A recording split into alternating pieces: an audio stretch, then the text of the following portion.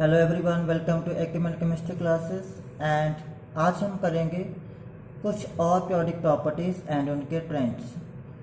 तो last class में हमने आयनाइजेशन एंथैल्पी किया था कि जब इलेक्ट्रॉन आपने एटम से बाहर निकालना होगा तो कितनी एनर्जी लगेगी। आज एक उसकी उल्टी चीज़ करेंगे एंड वो है इलेक्ट्रॉन गेन एंथैल्पी, कि जब आप एक इलेक्ट्रॉन एटम के अंदर एंटर करोगे तो कितनी एनर्जी रिलीज होगी।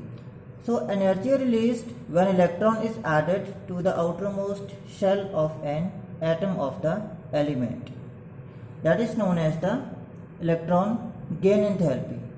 अब जितना बच्चों इलेक्ट्रॉन ऐड करना इजी होगा उतनी ज़्यादा एनर्जी रिलीज होगी, क्योंकि न्यूक्लियस उसे उतना स्ट्रांगली अट्रैक्ट करेगा तो ज़्यादा एनर्जी रिलीज होगी। क्लियर है? तो easier the gain of electron, more is electron gain enthalpy. Clear?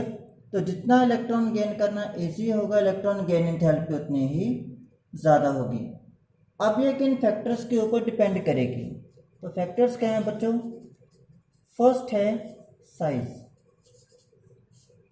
अब जितना साइज छोटा होगा इट मीन्स जो इलेक्ट्रॉन है वो न्यूक्लियस से ज़्यादा क्लोजली ऐड होगा, तो न्यूक्लियस उतना ईजिली अट्रैक्ट कर पाएगा जितना साइज छोटा होगा।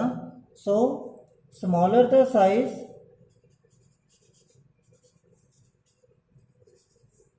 मोर is electron gain enthalpy. Second is nuclear charge. वो चीज़ ऑब्वियस है बच्चों कि न्यूक्लियर चार्ज जितना ज़्यादा होगा उतना इसलिए वो इलेक्ट्रॉन को अट्रैक्ट करेगा। सो मोर द चार्ज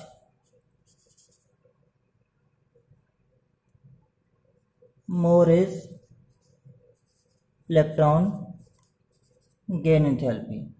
उतनी ही ज़्यादा क्या होगी? इलेक्ट्रॉन गेन एंथैल्पी होगी। क्लियर? एंड थर्ड जो है वो है आपका electronic configuration.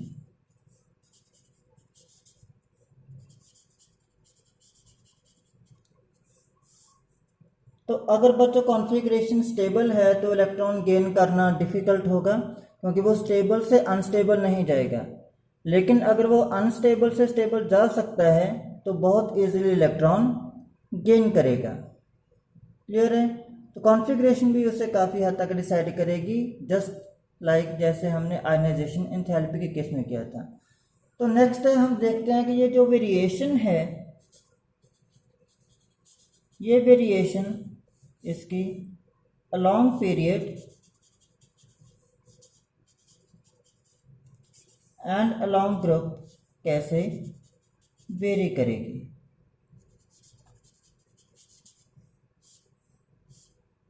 Along the period बच्चों जब आप मूव करोगे तो साइज क्या होगा? डिक्रीज होगा। साइज डिक्रीज होने से न्यूक्लियस ज़्यादा इफेक्टिव होगा, वो ज़्यादा इजीली क्या है इलेक्ट्रॉन को गेन करेगा। It means electron gain enthalpy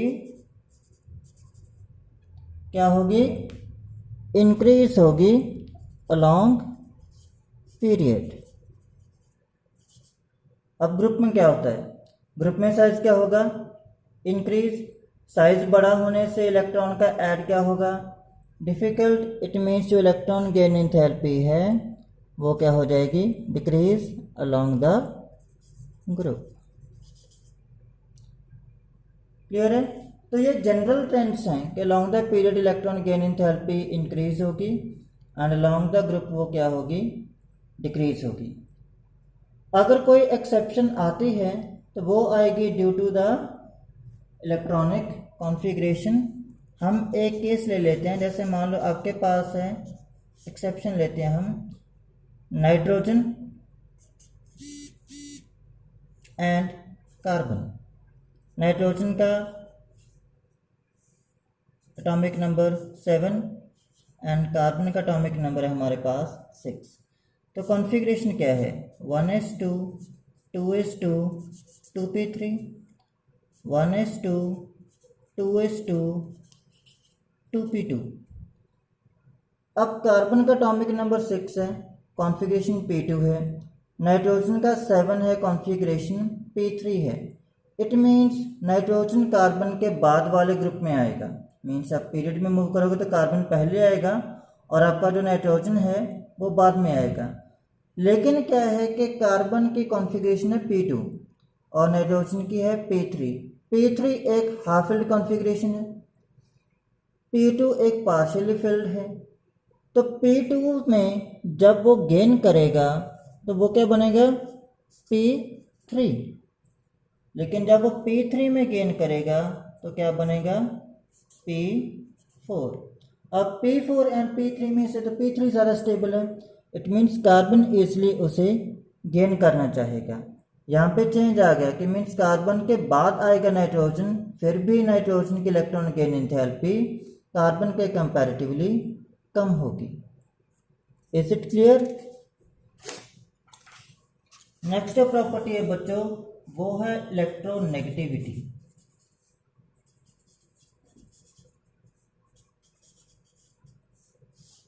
electronegativity है tendency to attract shared pair of electron. एक एटम ने किसी और एटम के साथ इलेक्ट्रॉन पेयर शेयर किया है, क्लियर है? उस शेयर्ड पेयर को कोई एटम कितना इजीली अट्रैक्ट करेगा, that is known as electronegativity. और इसका जो एक ही फैक्टर है और वो फैक्टर है साइज। वेरी कैसे करेगा, जितना स्मॉल साइज होगा उतनी ज़्यादा क्या होगी, इलेक्ट्रोनेगेटिविटी। तो smaller the size, more the value of electronegativity. अब आपको ट्रेंड्स तो पता चल ही जाएंगे कि मीन्स पीरियड में चेंज कैसे आएगा। जब आप पीरियड में मूव करते हो तो बच्चों साइज क्या होता है, डिक्रीज। और साइज डिक्रीज होने से इलेक्ट्रॉन गेन एंथैल्पी क्या हो, सॉरी इलेक्ट्रोनेगेटिविटी क्या होगी, increase. So along period it increases.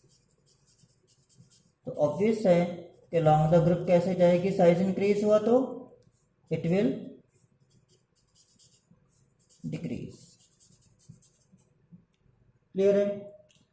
तो एक चीज इसमें इंटरेस्टिंग है कि जो आपका फ्लोरीन है, फ्लोरीन आपका मोस्ट इलेक्ट्रोनेगेटिव एलिमेंट है,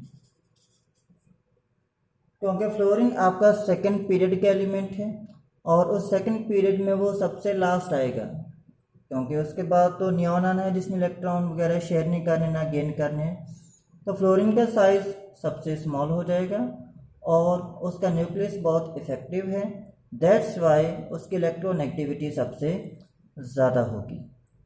क्लियर? और ट्रेंड कैसे वेरी करेगा, अलॉन्ग द पीरियड वो इंक्रीज होगी एंड अलॉन्ग द ग्रुप वो डिक्रीज होगी। क्लियर है?